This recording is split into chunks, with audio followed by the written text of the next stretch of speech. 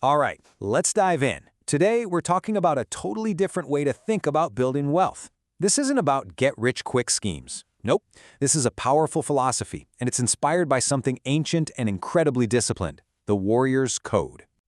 But before we get into any strategies, stocks, bonds, all that stuff, I want to ask you a really important question. What do you think is the single greatest enemy of wealth? Seriously, think about it.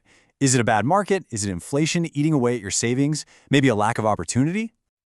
Well, according to the philosophy we're exploring today, the real enemy, it's the person looking back at you in the mirror. Now hang on, this isn't about blaming yourself, not at all. It's actually about empowering yourself.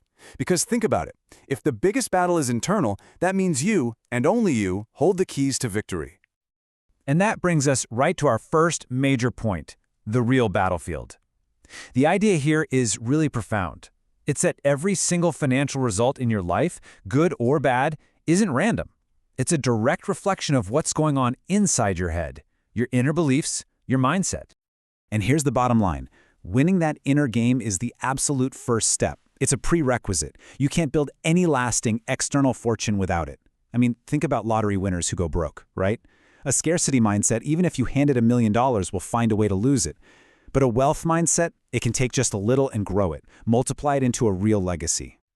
Okay, so that leads us perfectly into our second section, winning the inner game. You can think of this as the warrior's first big test. It's all about conquering those internal enemies, the emotions that can completely derail even the most brilliant financial plans.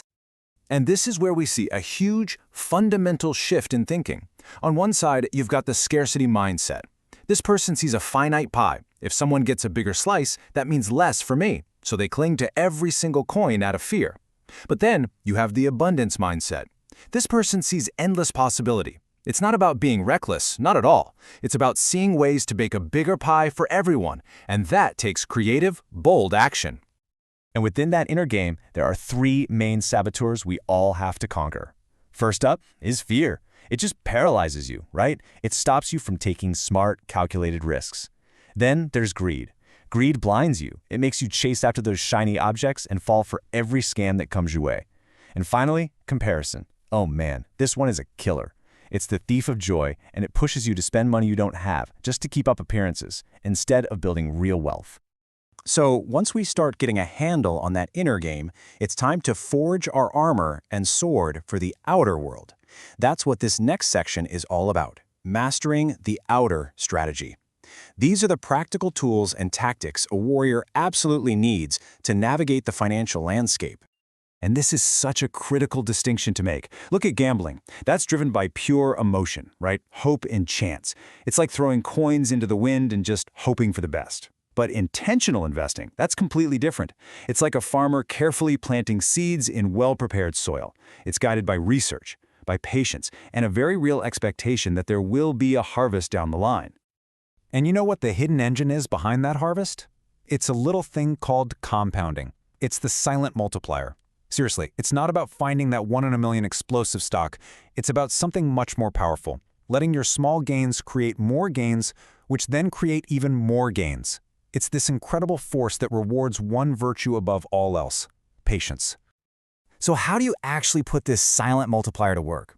It's pretty straightforward, really. Step 1, plant your seeds. That just means invest consistently, even if it's small amounts.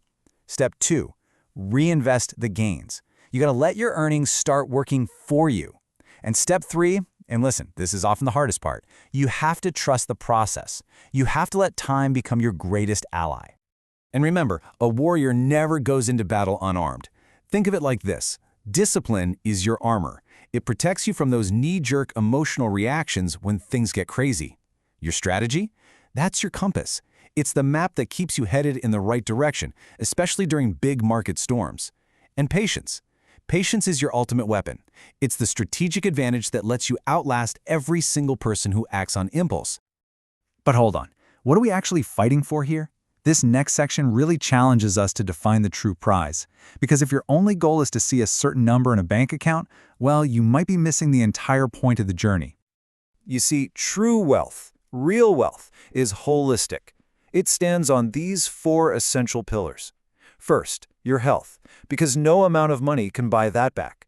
your relationships, the things that actually give your life meaning, your inner peace, which is maybe the rarest luxury of all, and finally, your purpose, the thing that gives all your hard work and wealth a real direction. And there's a line from the source material that just says it all so perfectly. Wealth that ignores these is poverty in disguise. Think about that.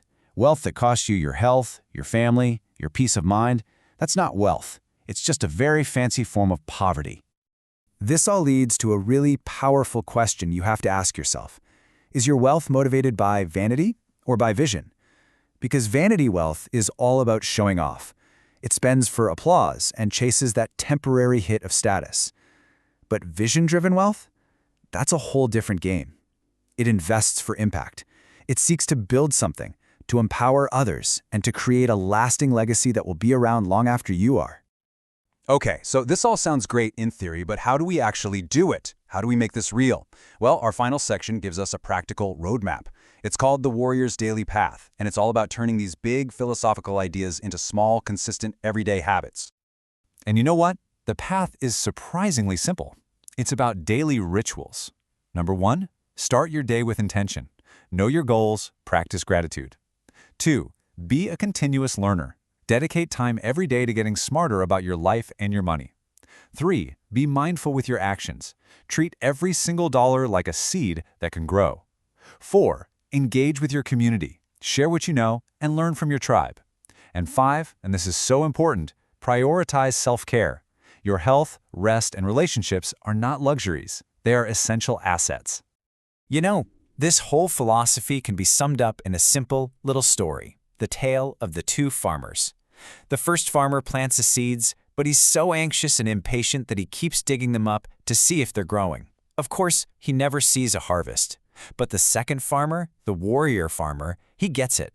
He plants his seeds, he waters them, and he trusts the process. He has the patience to wait, and eventually, he reaps an abundant crop. So that's really the question we're left with. As you go on your journey to build not just wealth, but a life of true abundance and a lasting legacy, you have to decide, which farmer are you going to be?